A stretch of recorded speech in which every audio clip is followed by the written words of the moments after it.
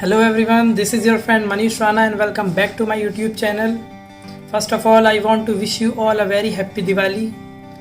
क्योंकि अभी सभी लोग फेस्टिव मूड में हैं तो हम लोग आज की वीडियो को बहुत ही शॉर्ट एंड सिंपल रखेंगे। हमारा आज का टॉपिक है केरोसिन पॉइजनिंग और इतनी कॉमन पॉइजनिंग है less than 5 years of age group में, तो इसलिए इस टॉपिक को जानना बहुत ही इम्पॉर्टेंट है। वीडियो को लास्ट तक देखते रहिए।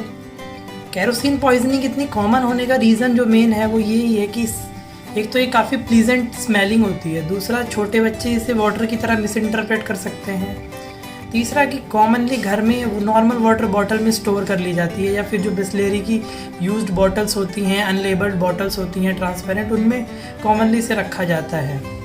दूसरा इसका बहुत ही ईजीली अवेलेबल होती है रिमोट या विलेज एरियाज़ में। और नेचुरली अकरिंग केरोसिन ऑयल तो ट्रांसपेरेंट होता है, लेकिन एक्सीडेंटल पॉइजनिंग को प्रिवेंट करने के लिए इसमें जो है एक ब्लू कलर की डाई को डाला जाता है ताकि इसका एक कैरेक्टरिस्टिक ब्लू कलर अपीयर होता है। अब आगे जो नेक्स्ट हमारा है कि ये लिक्विड जो है इतना डेंजरस है क्यों। ये इसलिए डेंजरस है क्योंकि ये आता है एक हाइड्रोकार्बन कैटेगरी में। हाइड्रोकार्बन कैटेगरी मतलब ये ऐसे कंपाउंड्स होते हैं जो हाइड्रोजन और कार्बन से मिलकर बनते हैं।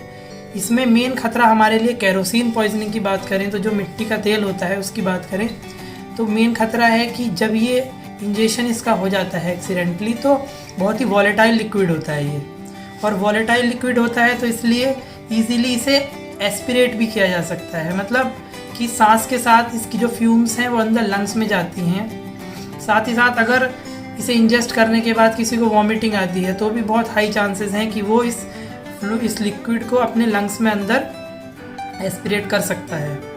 तो इसलिए जिसके बहुत ही डिटीरियस इफ़ेक्ट्स होते हैं, जिसमें पैथोजेनेसिस जिसकी अगर हम बात करें तो मेनली जो उसकी होती है कि केरोसिन ऑयल अंदर जाने के बाद जो टाइप 2 न्यूमोसाइट्स होती हैं लंग की एल्वियोलाइज में अंदर सर्फेक्टेंट को प्रोड्यूस करती हैं। सर्फेक्टेंट होता है एक तरीके का जेली लाइक सब्सटेंस जो कि नॉन स्टिकी होता है, जो कि जो हमारी एल्वियोलाइज होती हैं, बलून्स होते हैं स्मॉल उन्हें कोलैप्स होने से प्रिवेंट करता है। लेकिन क्योंकि केरोसिन ऑयल उन टाइप 2 न्यूमोसाइट्स को इनहिबिट कर देता है जिसकी वजह से कोलैप्स होने के चांसेस बहुत ज़्यादा बढ़ जाते हैं एल्वियोलाइज के, और पेशेंट रेस्पिरेटरी फेलियर में जा सकता है और अल्टीमेटली उसकी डेथ भी हो सकती है।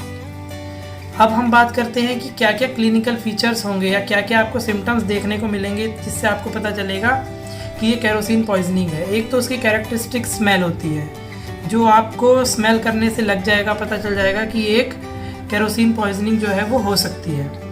दूसरा हम बात करें तो मतलब CNS मतलब हमारे ब्रेन पे क्या इफ़ेक्ट होता है इसका। ब्रेन पे इफ़ेक्ट हो सकता है ऑल्टर्ड सेंसोरियम, कन्फ्यूजन, लेकिन ये सब जो है, जो हम केरोसिन ऑयल की बात करें तो केरोसिन ऑयल जो है एक एलिफेटिक हाइड्रोकार्बन है जिसकी वजह से इसके मेन सिम्टम्स एस्पिरेशन न्यूमोनाइटिस वाले ही होते हैं। ट्रीटमेंट की बात करें तो ट्रीटमेंट में मोस्टली इसकी रिकवरी 3 to 8 डेज़ में हो जाती है, और ट्रीटमेंट में मेन हमें सबसे इम्पॉर्टेंट जो है ध्यान रखने वाली चीज़ वो है इसमें कभी भी हमें वॉमिटिंग इंड्यूस नहीं करनी है।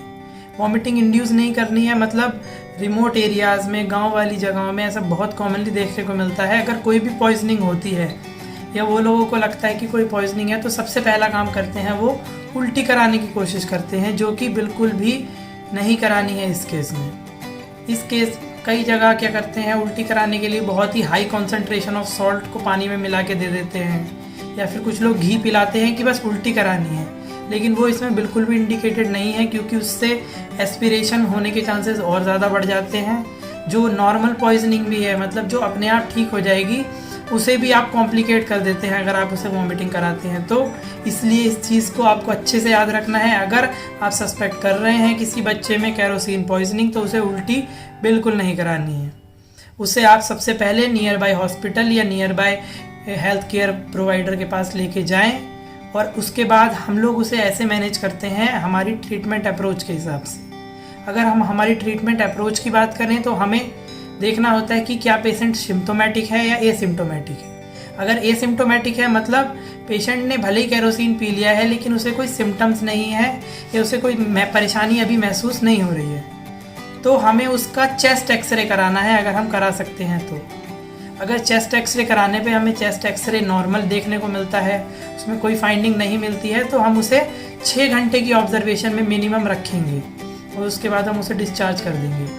लेकिन अगर हमारा पेशेंट सिम्टोमेटिक है, सिम्टम्स जैसे कि उसे वीज, सांस लेने में आवाज़ आ रही है, एक अंदर से जब सांस छोड़ता है तो वो एक आवाज़ आ रही है, या फिर उसके कन्फ्यूजन जैसे ऑल्टर्ड सेंसोरियम वाले फीचर्स दिमाग में दिखाई दे रहे हैं आपको, कि वो बोलने में दिक्कत है उसे और बहुत ही ड्राउजी सा फील कर रहा है, सोने की कोशिश कर रहा है बार बार, तो हमें क्या करना है, तुरंत उसका चेस्ट एक्सरे कराना है और इमीडिएट जो हमारे मेजर्स हैं जैसे कि ऑक्सीजन थेरेपी नंबर 1 शुरू करनी है, जिसके बहुत अच्छे इफ़ेक्ट्स होते हैं, क्योंकि ऑक्सीजन थेरेपी जल्दी से उसे वोलेटाइल लिक्विड है वो लंग से बाहर निकाल देती है।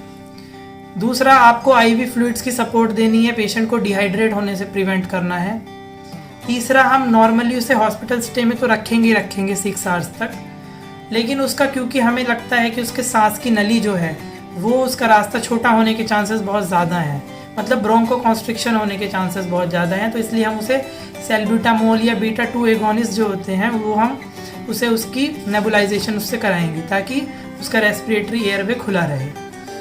इसमें एंटीबायोटिक और स्टेरॉइड कवर नॉर्मली उसकी कोई प्रोफाइलैक्सिस की ज़रूरत नहीं है, लेकिन फिर भी अगर ये पॉइजनिंग कॉम्प्लिकेट हो जाती है, 8 घंटे 10 घंटे में आप बैक्टीरियल इन्फेक्शन, न्यूमोनिया सस्पेक्ट करते हैं, तब फिर आपको antibiotic cover, appropriate antibiotic cover देना है, और लैरेंजियल इडीमा, ट्रेकियल इडीमा को कम करने के लिए आपको स्टेरॉइड कवर भी देना पड़ सकता है। मेन पॉइंट आज की वीडियो का हम बोलेंगे कि अगर केरोसिन पॉइजनिंग सस्पेक्ट कर रहे हैं तो बिल्कुल भी उल्टी कराने की कोशिश ना करें।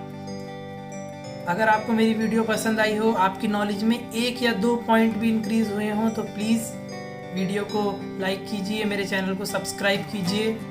Thanks for watching the video.